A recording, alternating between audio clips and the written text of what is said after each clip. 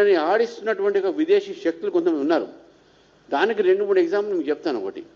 ఒక ఎగ్జాంపుల్ ఏంటంటే, నిన్న ఒక వ్యక్తిని పెట్టుకొని వాడు అడిగారు, ఎక్కడ పోతున్నాం పోలీసులు అడిగితే, భోజనాలు చేయడానికి పోతున్నాం, మాకు కటార్ నుంచి ఆర్డర్ వచ్చింది. ఎవరికి ఇచ్చారు అంటే, ఆడ పిల్లలు చాలామంది ఉన్నారు, వాళ్ళకు బ్రేక్ఫాస్ట్ లంచ్ ఇవన్నీ బాక్సెస్ ఉన్నాయి, అవన్నీ నుంచి అని చెప్పి కటార్ నుంచి వచ్చింది వాళ్ళకు. ఇది first. Second, Khalistan forces, Khalistan వాళ్ళు ఇండియాని స్ప్లిట్ చేస్తే ఇదే కాక్రోచ్ జనతా పార్టీకు పనోమ్ కౌర్ వీళ్ళందరూ కూడా 10 కోట్ల రూపాయలు ఇస్తాం మీకు, భారతదేశాన్ని విచ్చలవిడిగా మీరు విచ్ఛిన్నం చేయండి అని చెప్పేసి కూడా, అది కూడా ఆన్ రికార్డు ఉన్నటువంటి విషయాన్ని ఈరోజు మీ ముందు పెడతా ఉన్నాను.